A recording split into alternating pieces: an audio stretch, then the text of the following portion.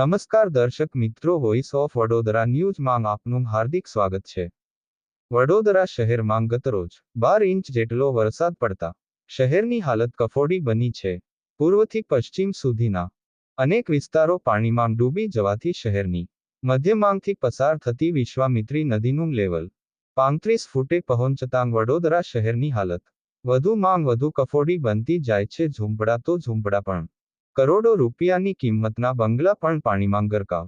શહેરના કેટલાક રસ્તાઓની હાલત ખરાબ તો કેટલીક જગ્યાએ ગટરો ખુલ્લી હાલતમાં દેખાઈ તો કેટલાક લોકોને કામ અર્થે જતાં ભરાયેલા પાણી પાર કરવાની ફરજ પડી તો બીજી તરફ કેટલાક લોકો જરૂરી ચીજવસ્તુઓ ખરીદવા માટે અફડાતફડી હાડમારી કરી કોસો દૂર જઈ મેળવતા વડોદરાની જનતા પાસે ક્યાંક તંત્ર પહોંચ્યું તો ક્યાંક પહોંચવામાં નિષ્ફળતા મળી લોકોમાં ભારે આક્રોશ, ભારે નુકસાન વેઠી મુસીબતોનો સામનો કરતા પ્રજાજનો।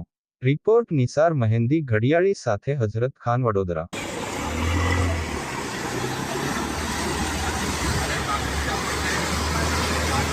આ કાલા ઘોડા બાજુ રસ્તો જાય છે ત્યાં પણ પાણી ભરાઈ રહ્યું છે।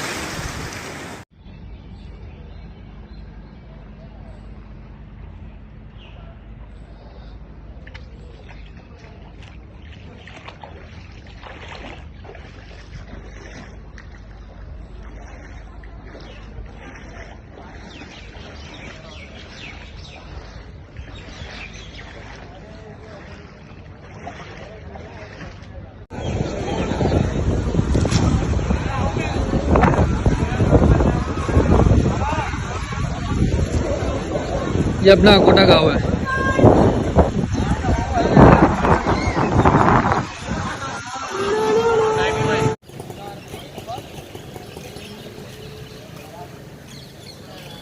कीर्ति मंदिर एसएसजी सरकारी दवाखाना। नहीं जा सकते भाई। आराधना टॉकीज, शिवाजी चौक पानी આવી ગયેલ છે।